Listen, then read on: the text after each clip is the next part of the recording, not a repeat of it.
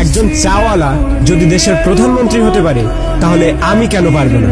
একটা ছেলে যে জঞ্জাল সাফ করার কাজ করত আর সে যদি বিশ্বের অন্যতম ক্রিকেটার হয়ে দেখাতে পারে তাহলে আমি কেন পারবো না?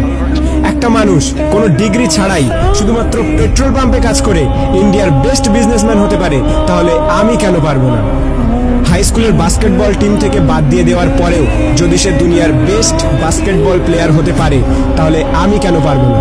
কিছু লোক কলেজ ড্রপ আউট করার পর নিজের কোম্পানিতেই কলেজের টপারদের হায়ার করতে পারে তাহলে আমি কেন পারবো না? এক ব্যক্তি যাকে নিউজ পেপার কোম্পানি চাকরি থেকে বাদ দিয়ে দেয় কারণ তার মধ্যে নাকি ক্রিয়েটিভিটি কম ছিল, আইডিয়া কম ছিল, সেই ব্যক্তি যদি পরে মিকি মাউসের মতো ক্যারেক্টার ক্রিয়েট করতে পারে তাহলে আমি কেন পারবো না? একটা মানুষ যার গার্লফ্রেন্ড তার সাথে ব্রেকআপ করে নেয় এবং তাকে সমস্ত সোশ্যাল সাইট থেকে ব্লক করে দেয়, কিন্তু সেই ব্যক্তি পরে দুনিয়ার সব থেকে বড় সোশ্যাল নেটওয়ার্কিং সাইট ফেসবুক বানিয়ে দিতে পারে তাহলে আমি কেন পারবো না?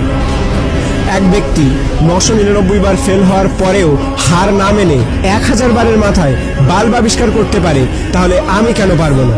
দুবার বিজনেসে ফেল হওয়ার পরে ডিপ্রেশনে গিয়ে পরপর 8 বার ইলেকশনে হেরে গিয়ে 9 বারের মাথায় আমেরিকার প্রেসিডেন্ট হতে পারে তাহলে আমি কেন পারবো না? এক ব্যক্তি যাকে নিজের কোম্পানি থেকে তাড়িয়ে দেওয়ার পরেও যদি অ্যাপেলের মতো কোম্পানি গড়ে তুলতে পারে তাহলে আমি কেন পারবো না? একটা মেয়ে যে 9 বছর বয়সে সেক্সুয়ালি অ্যাবিউজড হওয়ার পরেও 10 বছর বয়সে প্রেগনেন্ট হওয়ার পরেও লোকাল টিভি শো থেকে বের করে দেওয়ার পরেও অস্কার জিততে পারে এবং কোটি কোটি টাকা ইনকাম করতে পারে তাহলে আমি কেন পারবো না? একটা জবলেস মেয়ে যার স্বামী তাকে ডিভোর্স দিয়ে দেয় এবং 3 বছরের বাচ্চাটিকে মানুষ করার দায়িত্ব তার উপরে চলে আসে, ডিপ্রেশনে যাওয়ার পরেও ওয়ার্ল্ডের সব থেকে বিখ্যাত নোভেল সিরিজ অর্থাৎ হ্যারি পটার লিখে ফেলে, যার ফলে সে কোটি কোটি টাকা ইনকাম করছে, তার একদিনের ইনকামে একটি ল্যাম্বরগিনি কেনা যাবে।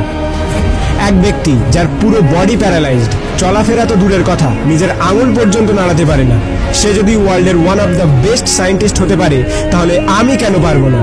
তোমরা সব জিনিসই অ্যাচিভ করতে পারো যেটা তোমরা করতে চাও, যার স্বপ্ন তোমরা দেখো, শুধু তার জন্য একটা আগুন দরকার, একটা স্পার্ক দরকার।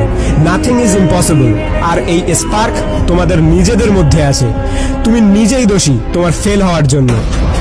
এখন তুমি যেখানে আছো সেটা তোমার অতীতের কর্মের ফল, এবং কাল তুমি কোথায় পৌঁছাবে সেটা তোমার আজকের কর্মের ফল হবে।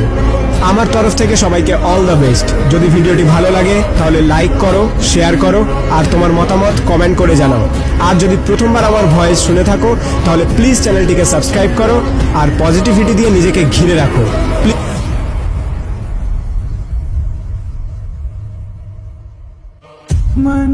മനതിരിതൈത്ത വാർത്തൈ നിனைவிருக்கும்